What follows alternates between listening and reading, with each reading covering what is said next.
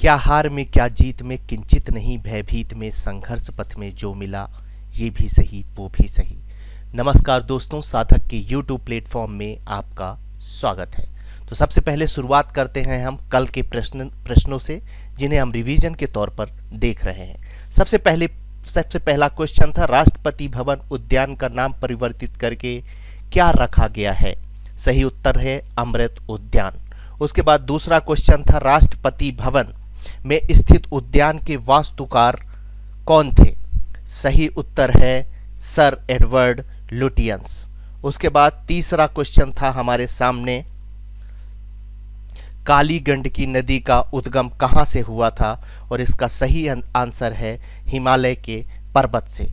इसी क्रम को जब हम आगे बढ़ाते हैं तो हमारे सामने नेक्स्ट क्वेश्चन आया था, मध्य प्रदेश के किस रेलवे स्टेशन का नाम बदलकर नर्मदापुरम कर दिया गया है? सही आंसर है होशंगाबाद। आगे बढ़ते हैं, भारत सरकार ने देश में स्वदेशी MRI मशीन बनाने के लिए किसके साथ समझौता किया है? सही आंसर है सीमेंस। आगे बढ़ते हैं, भारत में NCC की स्थापना कब की गई थी? इसका सही आंसर है 15 जुलाई 1948। इसी क्रम को आगे बढ़ाते हैं, ऑस्ट्रेलिया ओपन 2023 मेंस का खिताब किसने जीता था? और इसका सही आंसर है नोवाक जोकोविक। कल हमने इनके बारे में काफ़ी चर्चा करी थी। यदि आप और अधिक जानकारी प्राप्त करना चाहते हैं तो हमारे पुराने वीडियो में जाकर आप जानकारी प्राप्त कर सकते हैं। अंडर 19 महिला क्रिकेट विश्व कप भारत ने किसे फाइनल में हराकर ट्रॉफी अपने नाम की थी? और इसका सही आंसर है इंग्लैंड। इसके बारे में भी हमने कल डिटेल से बातें करी थी। चलिए क्रम को आगे बढ़ाते हैं। अगला क्वेश्चन है, किस राज्य ने लाडली बहना योजना की शुरुआत करने की घोषणा की है? बहुत ही इंपॉर्टेंट क्वेश्चन है और ये क्वेश्चन किसी भी एग्जामिनेशन में, आपका पटवारी हो, MPPSC हो या MP से रिलेटेड कोई भी क्वेश्चन हो, वहाँ पर महत्वपूर्ण हो जाता है। वो इसलिए कि जब लाडली लक्ष्मी योजना शुरू की गई थी तब भी लाडली लक्ष्मी योजना से संबंधित बहुत से क्वेश्चन एग्जाम में आया करते थे। चलिए आगे बढ़ाते हैं। वर्तमान में संयुक्त राष्ट्र संघ महासभा के अध्यक्ष कौन हैं? कसावा कोरोसी हैं और ये भारत में अभी यात्रा में आए हुए हैं, इसलिए इनका नाम महत्वपूर्ण हो गया है। कल हमने डिटेल से इनके बारे में बात करी थी। हाल ही में कहाँ प्रवासियों का पहला सर्वेक्षण शुरू किया गया है? तो झारखंड में शुरू किया गया है। कल हमने बात करी थी। राज्य प्रकृति और पक्षी महोत्सव के 7वें संस्करण की मेजबानी करेगा तो उत्तर प्रदेश करेगा। इसके बारे में भी हमने काफ़ी डिटेल से बातें कल करी थी। वर्ष 2023 का मेंस हॉकी वर्ल्ड कप किस देश ने जीता है? और इसका सही आंसर है जर्मनी। प्रधानमंत्री नरेंद्र मोदी मन की बात कार्यक्रम का कौन सा संस्करण प्रसारित किया गया है? तो 97वां संस्करण। और कल इसके बारे में हमने ये बताया था कि अप्रैल में इनका 100वां संस्करण हो जाएगा, इसलिए क्वेश्चन आने की संभावना है। चलिए आगे बढ़ते हैं। कल हमने आपसे एक क्वेश्चन पूछा था और आप चाहें तो इस तरह के जो क्वेश्चंस हम आपसे पूछें आप उनका आंसर कमेंट बॉक्स पे कर सकते हैं। तो हमारा क्वेश्चन कल का था, 2023 का women Australia open tennis grand slam किसने जीता? हमने ऑप्शन दिए थे, ए में एलेना रायबाकिना, बी में नायोमी ओसाका, सी में जेनिफर ब्रेडी और डी में आर्यना सबालेंका। और इसका सही आंसर था आर्यना सबालेंका। चलिए तो शुरुआत करते हैं नए दिन की। और सबसे पहले नया क्वेश्चन हमारे सामने आ रहा है, तोपची सैन्य अभ्यास भारत में कहाँ आयोजित किया गया है? आप दिमाग पे जब सुना करिए हमारे क्वेश्चंस तो दिमाग पे उन्हें आपको यदि पता है तो याद करने की कोशिश किया करिए। ए ऑप्शन है नासिक, बी ऑप्शन है गुजरात, सी ऑप्शन है चेन्नई और डी ऑप्शन है मैंगलोर। और इसका सही आंसर है नासिक। चलिए कुछ जानकारी प्राप्त कर लेते हैं। महाराष्ट्र के नासिक में भारतीय सेना ने एक सैन्य अभ्यास तोमची में अपनी ताकत दिखाई है। तोमची रविवार को नासिक के देवलाली में स्कूल ऑफ आर्टिलरी में आयोजित किया गया था। यह वार्षिक मारक क्षमता प्रदर्शन और प्रशिक्षण अभ्यास है। इस दौरान भारतीय सेना ने स्वदेशी रूप से निर्मित हथियार प्रणालियों का अभ्यास किया है, जैसे K9 ब्रेज, इसके बारे में आपने काफ़ी चर्चा में सुना होगा। धनुष प्रणाली, M777 तोप प्रणालियों को भारत में ही असेंबल किया गया है। इसके अलावा अभ्यास में प्रदर्शित किए गए स्वाति रडार सिस्टम दूर से संचालित होने वाले वाहन भारत में बनाए गए हैं। चलिए आगे बढ़ते हैं और नेक्स्ट क्वेश्चन देखते हैं। खेलो इंडिया यूथ गेम 2023 का उद्घाटन समारोह कहाँ किया जा रहा है? यह भी एग्जाम के लिहाज से बहुत महत्वपूर्ण क्वेश्चन हो जाता है। पहली बात तो ये मध्य प्रदेश में हो रहा है। चलिए तो पहले ऑप्शन देख लेते हैं। ए में होलकर स्टेडियम, बी में नेहरू स्टेडियम इंदौर, सी में टीटी स्टेडियम भोपाल और डी में कैप्टन रूप सिंह स्टेडियम ग्वालियर। तो आपको यहाँ पर एक चीज और याद रखनी है कि होलकर स्टेडियम कहाँ है? इंदौर में। नेहरू स्टेडियम कहाँ है? इंदौर में। टीटी स्टेडियम कहाँ है? भोपाल में। कैप्टन रूप सिंह स्टेडियम कहाँ है? ग्वालियर में। और इसका सही आंसर है भोपाल में स्थित टीटी स्टेडियम। चलिए कुछ जानकारी प्राप्त करते हैं। मध्य प्रदेश में पहली बार, कितनी बड़ी बात है कि पहली बार हमारे मध्य प्रदेश में खेलो इंडिया यूथ गेम्स शुरू होने जा रहे हैं। आयोजन भोपाल के टीटी नगर स्टेडियम में होगा। इस प्रतियोगिता में 27 प्रकार के गेम खेले जाएंगे। याद रखना है आपको, कितने प्रकार के गेम खेले जाएंगे? 27 प्रकार के। और यह कितने शहरों में आयोजित होने वाला है, ये चीज़ भी आपको याद रखना है। इतनी गहराई से याद रखने की ज़रूरत इसलिए है क्योंकि ये खेल मध्य प्रदेश में खेला जा रहा है। ठीक है, आगे बढ़ते हैं। ये प्रतियोगिता 13 दिन चलेगी। इसमें 23 वेन्यू होंगे, जबकि प्रतियोगिता में 6000 खिलाड़ी भाग लेंगे। वहीं इससे पहले खेलो youth India Delhi, Pune, society, Guwahati और पंचकुला में आयोजित हो चुके हैं। मध्य प्रदेश में खेलो इंडिया यूथ गेम्स के चौथे संस्करण का आयोजन 30 जनवरी से 11 फरवरी तक होना है। चलिए आगे बढ़ते हैं। नेक्स्ट क्वेश्चन हमारे सामने आ रहा है डेली करंट अफेयर्स डोज के रूप में। भारत महात्मा गांधी की कौन सी पुण्यतिथि मना रहा है?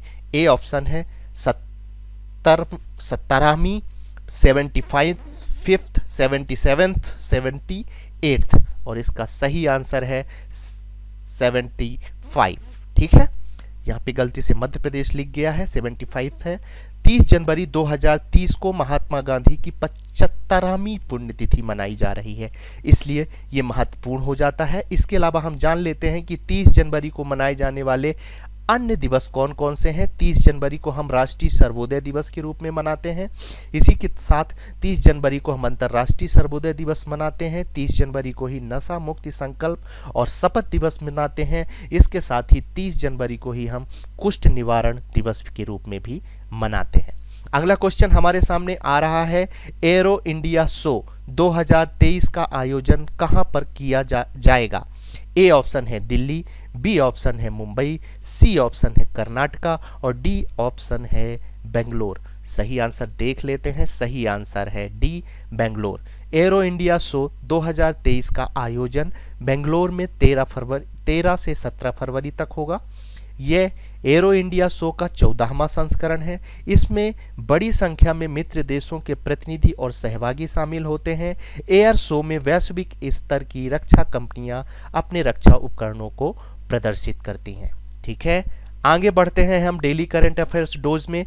पेप्सिको ने किसके साथ मिलकर भारत में सी फीड्स द वर्ल्ड कार्यक्रम शुरू किया है? CARE, केयर भी कुछ लोग पढ़ते हैं। बी ऑप्शन है कारा, डी ऑप्शन है यूनेस्को और सी ऑप्शन है यूनेस्को और डी ऑप्शन है नाबार्ड। सही आंसर हम जान लेते हैं CARE, केयर।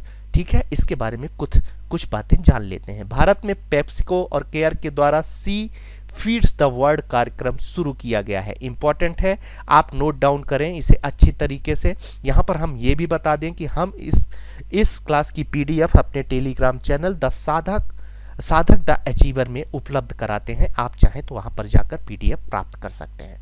इस कार्यक्रम को शुरुआत में पश्चिम बंगाल के कूच बिहार और अलीपुरद्वार जिले में लागू किया गया।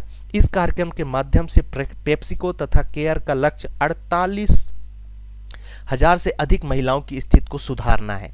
उद्देश्य पर एक नज़र डाल लेते हैं। फसल की उपज में वृद्धि करना, बीपीएल परिवारों की महिलाओं की आय में वृद्धि करना, स्वस्थ और संतुलित आहार तक पहुंच सुनिश्चित करना, साथ ही टिकाऊ कृषि पर महिलाओं को प्रशिक्षण प्रदान करना। आगे बढ़ते हैं और हमारे सामने क्वेश्चन आता है राजाचारी। पहली बात तो ये नाम ही महत्वपूर्ण है, आपको याद रखना है। राजाचारी हाल ही में किस देश की वायुसेना ब्रिगेडियर जनरल पद के लिए नामित किए गए हैं? ए है ब्रिटेन, बी है भारत, सी है अमेरिका और डी है कनाडा। सही आंसर देख लेते हैं। सही आंसर है अमेरिका। इससे संबंधित कुछ जानकारी ले लेते हैं। भारतीय अमेरिकी अंतरिक्ष यात्री, सबसे पहले तो राजाचारी कौन है, यही क्वेश्चन पूछा जा सकता है। तो ये अंतरिक्ष यात्री हैं, याद रखिएगा, ये क्वेश्चन आ सकता है, बहुत ही इंपॉर्टेंट क्वेश्चन है। वायुसेना के ब्रिगेडियर जनरल के पद पर पदोन्नत अमेरिका देश ने किया है इन्हें। चारी चंद्रमा पर जाने के अमेरिकी मिशन की तैयारी कर रहे हैं। अंतरिक्ष यात्रियों के आर्टिमस टीम के सदस्य हैं। भारत ने मैसाचुसेट्स इंस्टीट्यूट ऑफ टेक्नोलॉजी से एरोनॉटिक्स में मास्टर डिग्री हासिल की है। चलिए आगे बढ़ते हैं। हमारे सामने क्वेश्चन आता है हिंडनबर्ग रिसर्च क्या है? ए ऑप्शन है credit rating agency, B option है दो देशों के मध्य सीमा रेखा, सी ऑप्शन है अमेरिकी रिसर्च कंपनी और डी ऑप्शन है एक रासायनिक सिद्धांत। और सही आंसर है अमेरिकी रिसर्च कंपनी। कुछ जानकारी प्राप्त कर लेते हैं। हिंडनबर्ग रिसर्च एक वित्तीय शोध करने वाली कंपनी है जो इक्विटी, क्रेडिट, डेरिवेटिव मार्केट के आंकड़ों का विश्लेषण करती है। इसकी स्थापना 2017 में नाथन एंडरसन ने की है। इसे कारपोरेट जगत की गतिविधियों के बारे में खुलासा करने के लिए जाना जाता है। इस कंपनी का नाम हिंडनबर्ग आपदा पर आधारित है जो 1937 में हुई थी, इसलिए ये और महत्वपूर्ण हो जाता है। ठीक है, आपको याद रखना है कि ये आपदा के नाम पर इसका नाम रखा गया है। कंपनी यह पता लगाती है कि शेयर मार्केट में कहीं गलत तरीके से पैसों की हेरा फेरी तो नहीं हो रही है। अदानी समूह के संबंध में अमेरिकी रिसर्च कंपनी हिंडनबर्ग की हालिया रिपोर्ट के बाद भूचाल मचा हुआ है। अदानी समूह पर हिंडनबर्ग रिसर्च ने शेयर में हेरफेर और धोखाधड़ी के आरोप लगाए हैं। ये एक बहुत बड़ा आरोप है इस पर, इसलिए ये काफ़ी चर्चा में रहा है हिंडनबर्ग, इसलिए आपको इसके बारे में जानकारी होनी चाहिए थी। चलिए आगे बढ़ते हैं। बीबीसी के वर्तमान चेयरमैन कौन है? ठीक है, ए ऑप्शन है डेविड क्लेमेंटी, बी ऑप्शन है रिचर्ड शार्प, डी ऑप्शन है लॉर्ड गैनफोर्ड और डी ऑप्शन है चित्रा भरूचा। इसका सही ऑप्शन है बी रिचर्ड शार्प। चलिए कुछ जानकारी प्राप्त कर लेते हैं। बीबीसी का सबसे पहले तो फुल फॉर्म जान लेते हैं। ब्रिटिश ब्रॉडकास्टिंग कॉरपोरेशन ब्रिटेन का नेशनल ब्रॉडकास्टर है। राजधानी लंदन में इसका मुख्यालय है। यह दुनिया की सबसे पुरानी ब्रॉडकास्टिंग सर्विस है। इंपॉर्टेंट है, याद रखिएगा। 18 अक्टूबर 2022 को लंदन में इसकी औपचारिक तौर पर स्थापना हुई थी। सबसे पहले सबसे पुरानी है, इसलिए इसकी डेट याद रखना महत्वपूर्ण हो जा रहा है। 18 अक्टूबर 1922 आपको याद रखना है। 14 नवंबर 1922 को इसने अपनी पहली टेली रेडियो सेवा शुरू की थी। यह अंग्रेजी, हिंदी, उर्दू समेत दुनिया की 40 भाषाओं में अपनी सेवा देता है। बहुत बड़ी बात है। बीबीसी ने प्रधानमंत्री नरेंद्र मोदी को लेकर द मोदी क्वेश्चंस नाम से एक डॉक्यूमेंट तैयार किया है जिस पर विवाद छिड़ गया है। बहुत ही इंपॉर्टेंट पार्ट है, इसलिए आपको इसकी जानकारी होनी चाहिए। चलिए आगे बढ़ते हैं। किस भारतीय संगीतकार का नाम लगातार तीसरी बार Guinness book of world record में दर्ज हुआ है? कुमार सानू ए ऑप्शन है, अलका याग्निक बी ऑप्शन है, कैलाश खेर सी ऑप्शन है और डी ऑप्शन में लता मंगेशकर हैं। और इसका सही आंसर है अलका याग्निक। कुछ जानकारी प्राप्त कर लेते हैं। बॉलीवुड की लीजेंडरी सिंगर अलका याग्निक ने लगातार तीसरे साल Guinness book of world records में अपना नाम दर्ज किया है। उनके गानों को 2022 में सबसे ज़्यादा बार सुना गया था।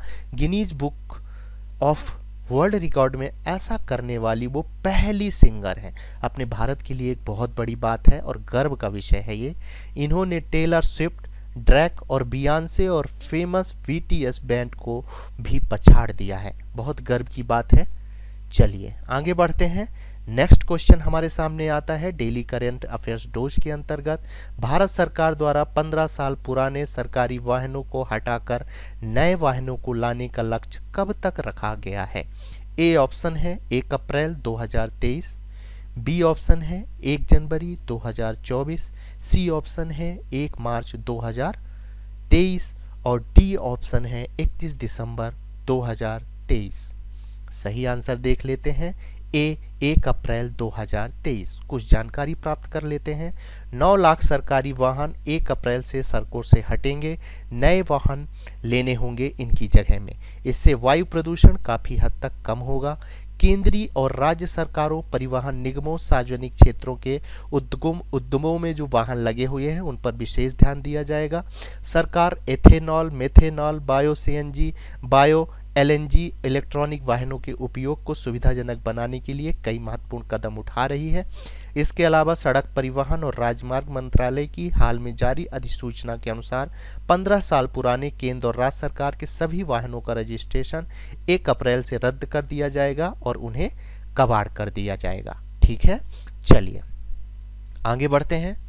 और आज का सवाल हमारे सामने आ चुका है। मैं आप लोगों से एक रिक्वेस्ट करना चाहूँगा कि ये क्वेश्चन हम आपके लाभ के लिए उपलब्ध कराते हैं, इसलिए हम आपसे उम्मीद करते हैं कि आप इसका लाभ उठाएं। यदि आपको आंसर आता है तो कमेंट सेक्शन में हमारे आप जाकर वहाँ पर कमेंट यदि डिटेल के साथ करेंगे तो बहुत अच्छा होगा। आज का क्वेश्चन है, निम्न में से किस देश ने भारत में 100 से ज़्यादा चीते देने का समझौता किया है? ए ऑप्शन है जापान, बी ऑप्शन है कंबोडिया, सी ऑप्शन है साउथ अफ्रीका और डी ऑप्शन है केन्या। ठीक है, उसके बाद आगे बढ़ते हैं। यदि हमारी चीज़ें आपको अच्छी लग रही हैं तो आप हमारे इस वीडियो को लाइक कर सकते हैं और जिसने सब्सक्राइब नहीं किया है वो हमारे चैनल को सब्सक्राइब कर सकते हैं। साथ ही इस वीडियो की यदि आप पीडीएफ चाहते हैं तो हमारे टेलीग्राम चैनल साधक द अचीवर में जाकर वहाँ से डाउनलोड करके खुद लाभ उठाइए और दूसरों को भी इसके लिए उत्साहित करिए। आप सभी के उज्जवल भविष्य की शुभकामनाओं के साथ आज की क्लास हम यहीं समाप्त करते हैं। धन्यवाद।